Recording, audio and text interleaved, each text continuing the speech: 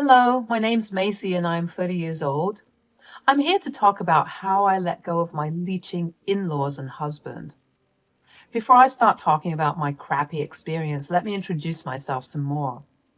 I grew up in a low-income family. Most months we barely made it to the end. Sometimes we even had to starve. I had seen what poverty was like firsthand. It's not something I take very lightly. I know what real hunger pains feel like. I know what it's like to survive winters without heating. I didn't want to perpetuate the cycle of poverty that my family seemed to be going through, so I studied really hard. I was fortunate enough for my parents to be able to afford my education. There was not a single day that went by when I wasn't buried in my books. All of my days studying, I got a full ride at my dream college. While at college, I picked up various odd jobs to keep myself afloat. If I had any extra money, I would send it back home to my parents. It was in my junior year of college that I met my husband, Sam. At the time, I was working as a barista at a cafe that was pretty popular among the students of my college. One of my coworkers at the time was Sam. We were somehow always stuck with opening and closing duties together, so as we worked, we began making small talk with each other. Soon, it got to a point where I eagerly waited for my opening and closing shifts because I loved working with Sam. Sam felt that way too because he asked me out. I said yes, and we ended up going on our very first date to the amusement park. We started seeing each other seriously. We were pursuing different fields, but both graduated at the top of our classes. We got placements with these amazing firms. They were a great starting point for us. We moved in together 5 months after graduating. We worked at our first jobs for about another year. We didn't make amazing money, but we made enough to get us by. Now, here's where Sam and I did things differently. While Sam chose to continue working with his firm and wait for promotions, I quit mine and started working at a different place. I was immediately given a small pay raise with my new job, and I kept doing that for a couple of years before I was easily making twice Sam's salary. Sam had gotten a couple of raises, but that was about it. I had told him on multiple occasions to follow what I had done, but he said that it was too much work for him. Obviously, with this large gap in our incomes, Sam wanted to make some changes to how we manage household expenses. We had been splitting everything 50-50, but then Sam didn't want to do that anymore. I've been needing to talk to you about something. What is it, darling? I know we've been splitting all our bills and expenses 50-50, but you're making double what I'm making. I don't think that's fair to me. What do you mean it's not fair? I mean, I'm practically struggling by the end of the month while you have more than enough to get by. Okay, but I'm not spending it on me. I'm sending my parents money too. Yeah, but you still have a lot left, you know? Okay, and? That's hardly unfair. I worked hard to get where I'm at right now. I've asked you to do the same thing that I did. You know that it won't be easy for me to do what you did. Plus, it's so time-consuming. Obviously, you don't have to do the same exact things I did, but you've had so much experience at your company that you'll definitely find a better job with better pay. Hell, I'll even help you. That's not what I wanted to talk about. I just wanted to ask you if we could split the expenses more fairly. What ratio do you want to split it in? 70-30.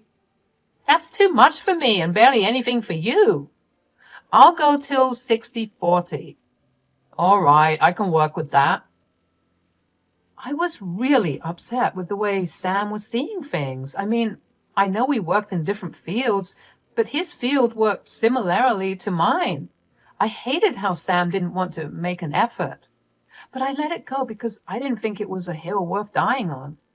Our relationship didn't have many issues after that. We worked with our new arrangement, and I did notice that Sam seemed a lot less stressed and a lot more happier.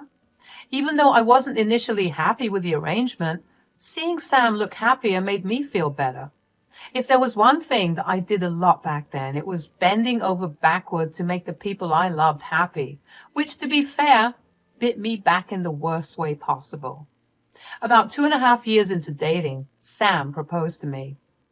I was overjoyed and excitedly said yes. Our wedding was a small and private event. Only our immediate family and our closest friends were present. It was the first time I met Sam's family. They lived in the state over. I never really got to meet them because I was too busy working and I never really had any real time off. My only time off was weekends. Holidays were the best time to make the most amount of money I could. Even after graduating, the new jobs kept me really busy. Sam would make frequent trips to visit home, and whenever they would ask for me, he would tell them I was busy. So the wedding was a great bonding moment for us. Since we cut down big time on the wedding costs, Sam decided that we should move into a different flat. I was skeptical about it. Sure, we had more than enough saved to make a down payment for a bigger and better place, but most of that saved money was mine. I told him so. Baby, I don't think splurging on an expensive apartment is a smart decision. But we have more than enough money for a down payment. Yes, but most of it's mine. Baby, we're getting married. There'll be no such thing as mine or yours. Oh, there definitely will be. We're signing a prenup. But that's only for people who are going to get a divorce. Do you think we won't last? No, it's nothing like that. It's just a smart and safe thing to do. So is not buying a huge apartment right now. Fine, I'll agree to the prenup, but I won't agree with not buying a new place. I mean, look at our place. It's tiny. What's the issue with that? Babe, sometimes my family would want to come over and spend time with us. I don't want them to spend time at a hotel. I still don't think that's a smart decision. You never listen to me. All you want is your way. Why are you even marrying me at this point? There's no need to get rude. I'm marrying you because I love you. Just because I don't agree with everything you say doesn't mean I love you less. Please, you'll appreciate it a lot in the future. Let's just get a new place. Fine, but the apartment will be in my name. I will not debate that. Fine. Our new place was a penthouse. It had 2 bedrooms, 2 baths, and 1 office. Thankfully, it was not in a very happening area, so it was very affordable. I had also gotten a huge promotion at work that month. I was promoted to head of my division. Sam and I celebrated big the night after I learned of my promotion, and it was the best night of my life. But then tragedy struck. First, Sam lost his job because he wasn't doing his job properly. I was upset, but I couldn't show it because I had to be supportive of Sam. He wallowed in his depression for a while.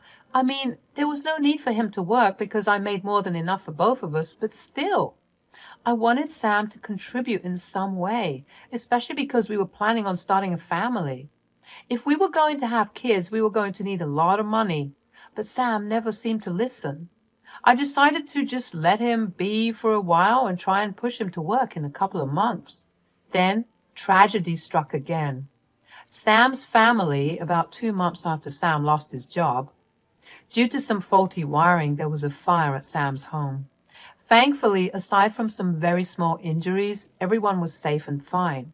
The house wasn't completely burnt down, but it would take another 8 to 9 months to get repaired fully. The news of the fire distressed Sam a lot. He didn't sleep the entire night and kept checking up with his parents and his younger siblings. They were staying in a motel for some time, but they obviously couldn't stay there until their house got renovated. So Sam approached me the next day. Babe, I have something kind of big to ask of you. Yes? I was wondering, do you think we could invite my parents to stay here with us until their house is renovated? They have no other place to go to, and they can't keep living in a motel. It's expensive and impractical, you know. Oh, of course. They're my family, too. There's more than enough space here for them. Are you sure? Yeah. I could convert my office to a bedroom for your siblings, and your parents could take the guest bedroom. No, darling. I meant, are you sure you're okay with my parents staying here? Why would I not be okay with it? Because you know that they'll be staying here for the rest of the year, right? Yeah, and there's no problem with that. Thank you so much, darling. Shh, there's no need to thank me. A couple of days later, Sam's family moved in with us. I would love to say that it was easy living with them, but it wasn't. The first night they moved in, we had dinner together. After dinner, we sat together, drank a little wine, talked about ourselves for a while. I learned a lot more about Sam and his childhood at that point. Sam's mother, Sally, had managed to save some of her childhood albums of Sam's, and she showed them to me. We gushed over how cute Sam looked as a child. I got to learn about Sam's siblings a lot more, too. His youngest brother was currently in his sophomore year of high school, while his youngest sister was a senior in high school. Sally told me that they had Sam when they were really young. After a while of talking about themselves, the topic shifted to me. So, Macy, tell us more about yourself. Oh, I don't know what to say. Tell us about your childhood.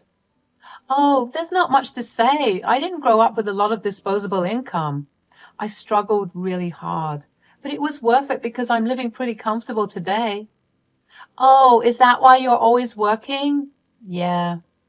I'm glad you married our son then. I'm sure he'll provide everything you need.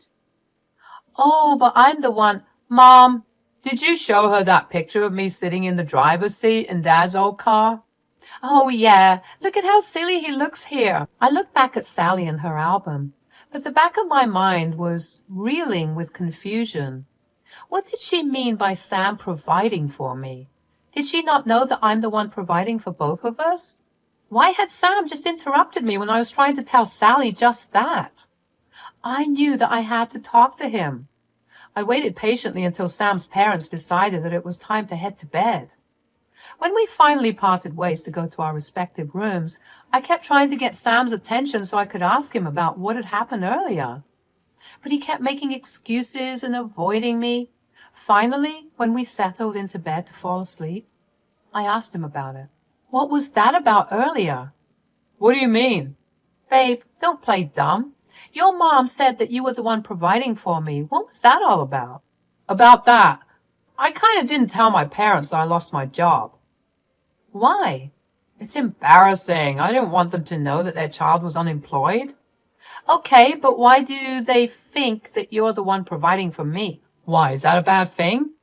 No, I didn't mean it in a bad way. It's just that you've already lied about something, and I just want to know what else you've lied about so we can keep up with it. Oh, sorry. Well, I also told them that I'm working from home and that I'm the one earning more.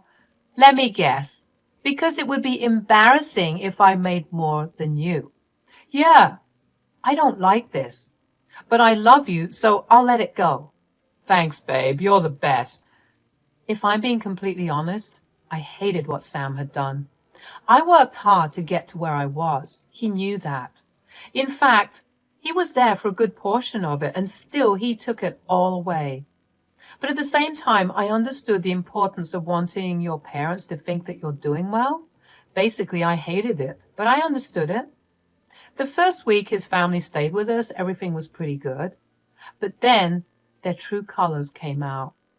They left messes everywhere, and neither of them ever volunteered to clean up, even after I had expressed how I wanted them to clean up after themselves.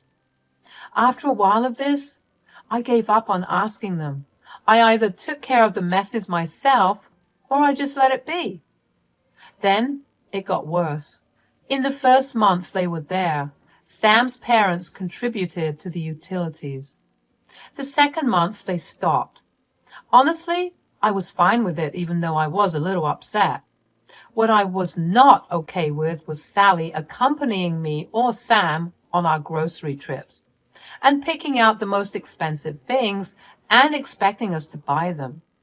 On top of all that, they ran up our electricity and water bills like crazy.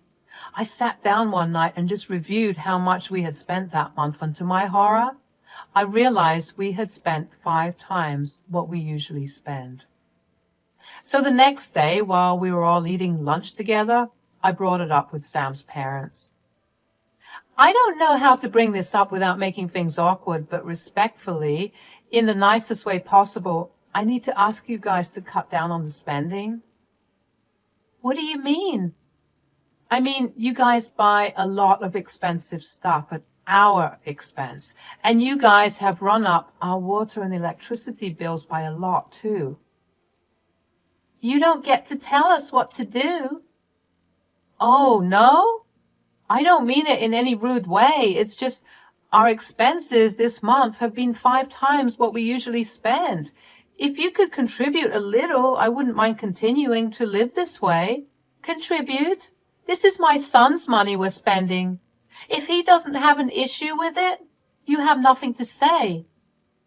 Babe, that's enough. I was furious. I knew she was my mother-in-law, but she was staying in my house. She did not get to speak to me that way. I politely asked her to curb her spending, and she was so rude. And to make matters worse, Sam hadn't even backed me up. Hell, I wouldn't have minded if he kept his mouth shut. But he took his mother's side, and I did not like that one bit. I went to bed furious. I didn't speak to Sam or his family.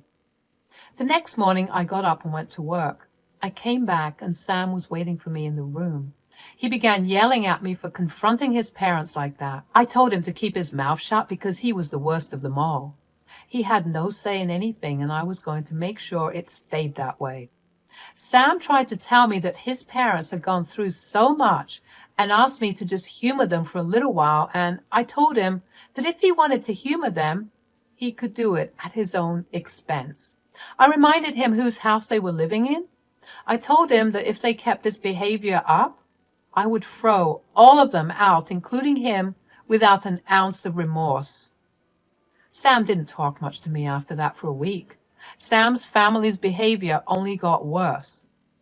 They got increasingly invasive. They rarely allowed my privacy. If I was reading a book in my room, one of Sam's siblings would come in and sit next to me. If I was cooking food, Sally would walk in and tamper with my food so it would fit the family's tastes. If I was working out at the complex's gym, Sam's father would be there. I had no space for myself. Initially, all of this was okay, but when you start to feel like your space is no longer yours, it's painful. I found myself spiraling into depression, and Sam just never seemed to care. He was just happy to keep the pretense going at my expense. Literally. The final nail in the coffin was when I returned home from work really late. I was exhausted, and all I wanted to do was take a long, warm bath, eat my dinner, and go to sleep. I didn't want to talk to or interact with anyone, so imagine my irritation when I walked into my house and heard loud laughs from a lot of women coming from my dining room. I walked over to the dining room to see what was going on and saw Sally surrounded by a bunch of women. I coughed to draw attention to me and politely asked Sally what this was all about. Sally perked up when she saw me and walked around the table to stand next to me. She then introduced me to her friends. Everyone, this is my lovely daughter-in-law. Hi, everyone. Oh, wow, she's really pretty. Yeah, thank God she has her looks. My son did her a favor by marrying her. Excuse me? She used to be so poor. If it wasn't for my amazing son, she'd probably be on the streets. No, I wouldn't. You know what? I'm sick and tired of all of you. Macy, calm down. What are you talking about? I'm not the poor one. Your stupid son is. I'm the breadwinner of this family, and every single one of you are a bunch of freeloaders. Macy! I've had enough of your family's rude and disrespectful behavior. Not once have you expressed any gratitude that I've shown. Not once have you lent me a helping hand around the house. Not once have you paid for anything. All you did was spend a fortune that was mine. Oh, please, even if you are the breadwinner right now, this house is in my son's name. So how we live here isn't a problem. We'll stop the overspending, but we'll live here on our own terms. My God, what has your son not lied to you about? This house is in my name. I'm the one that paid the most of it. I'm the one still paying it off because your no-good son is unemployed. Oh, my God. You know what? I'm done. I want you guys out, and I mean all of you, including Sam, by the end of this month. I'll send you an official notice by the day after. I don't care if you guys are left on the streets, but I deserve better than this." I left my place and went to stay with one of my friends. I was so drained from my emotional outburst, I didn't realize how much anger I had in me until that moment. It felt good to get it all out. An hour later, my phone was blowing up with calls and messages from Sam and his parents. Sam was angry with me for revealing everything to his parents, while Sally was mad at me for humiliating her in front of her friends. Sam's dad was the only one actually begging me to let them stay there. I felt so many emotions that I decided to just not dwell on them. There was only one thing I wanted, and that was freedom. Freedom from my in-laws and my lying husband. I had the notice written up the next day. I had also filed for divorce and got the papers ready. The day after that, I went over to deliver the papers to Sam's family. Initially, Sally and Sam started yelling at me. Sam then changed his tune and asked me not to leave him, but I was so numb from the past few months of torture, disrespect, and lies that I didn't bat an eye at his tears.